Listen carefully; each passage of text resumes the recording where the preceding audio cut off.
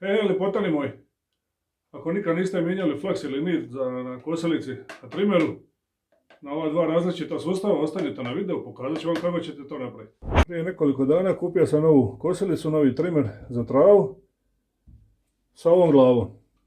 I odmah sam imao iznenađenje, jer na ovoj glavi je teže promijeniti, ne mijenja se fleks kao i na ovoj. Na ovoj staroj jednostavno je bilo da stisneš ova dva butuna, ima jedan ovaj tu s jedne strane, drugi s druge. Stisneš sa dva prsta i odvojiš. I skineš glavu. Možeš je otvoriti i onda možeš promijeniti fleks. A kod ove druge, tu nema šta stisniti, ne piše, niti piše pres, niti ima vidljivog butuna kao i tu, recimo tu imaš vidljivi butun. Pa znaš da tu treba pritisniti, normalno. Stisneš i izaće vani, ali tu nema ništa vidljivo i sad ti upireš, ali tu ništa ne izlazi. Nema. Ali sustav je isti. Samo što ne piše i nema upozorenja, isto moraš dobro stisniti, jer tu ima gore osigurač koji ne dozvoljava da se ovo otvori vam. Onda moraš dobro stisniti i tako i s druge strane. Evo.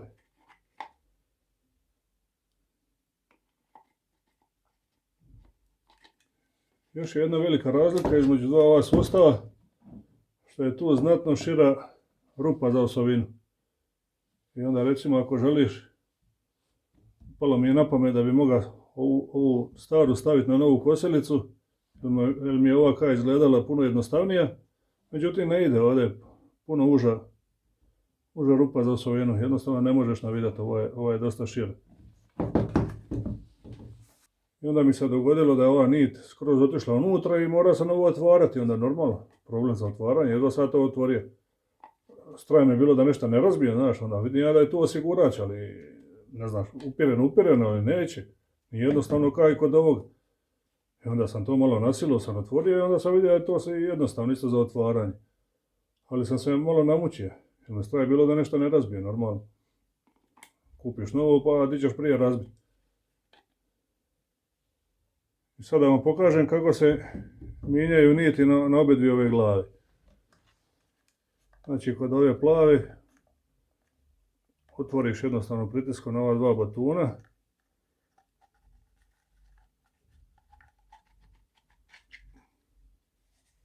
Ovo staviš sa strane.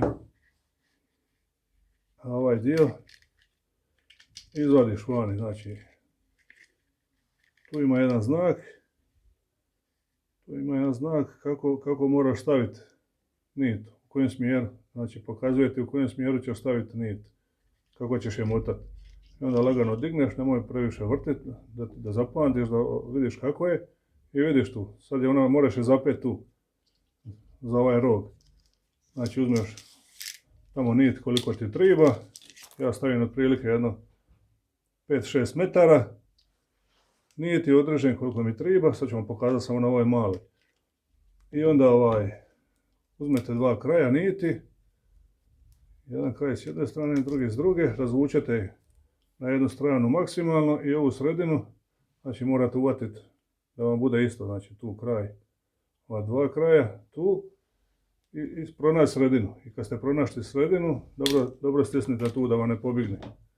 Evo, sad znamo gdje je sredina. I onda zakačite za ovaj rog tu. Znači tu zakačite i samo vrtite prema sebi.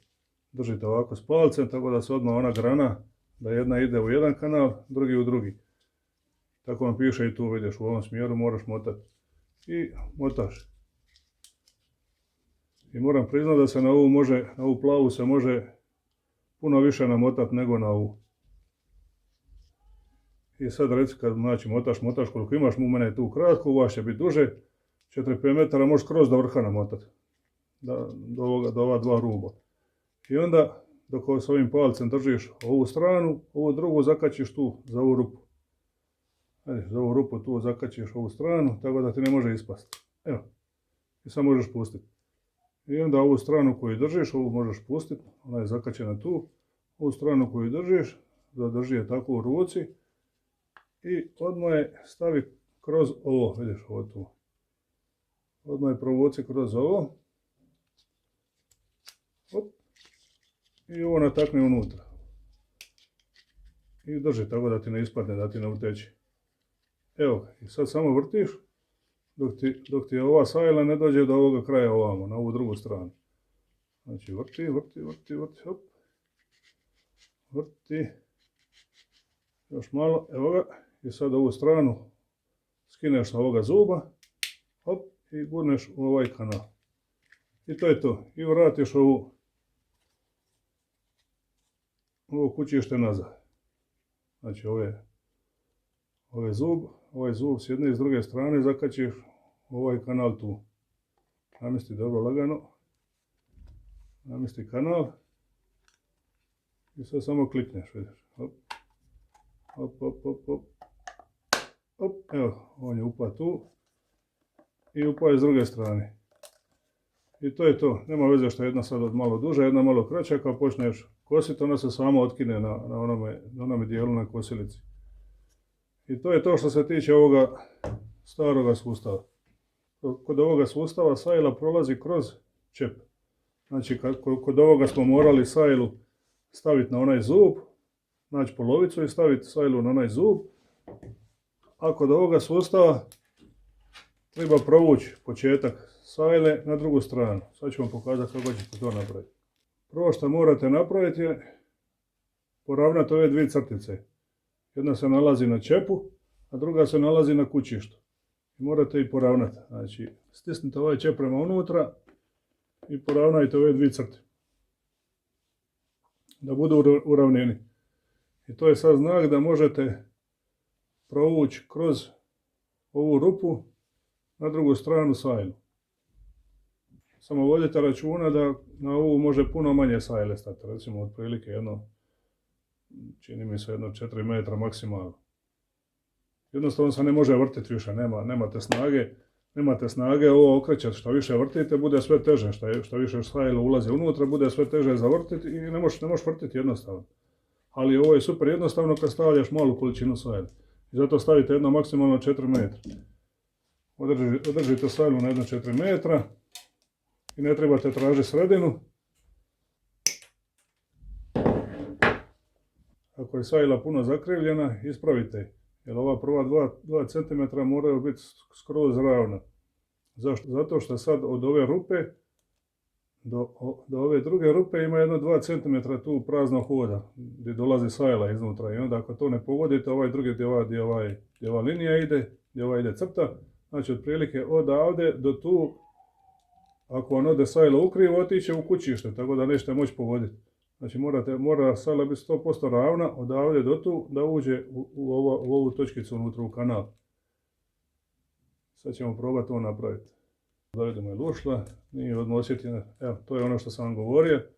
Možeš sagurati koliko hoćeš, ali sajla je otišla unutra sa strane. Znači sajla se tu vrti sa strane, nije prošla kroz ovu liniju. Vjerojatno zato što je tu malo pobjeglo, zato ćemo sad to probati ispraviti. I sad ćemo probati ponovo.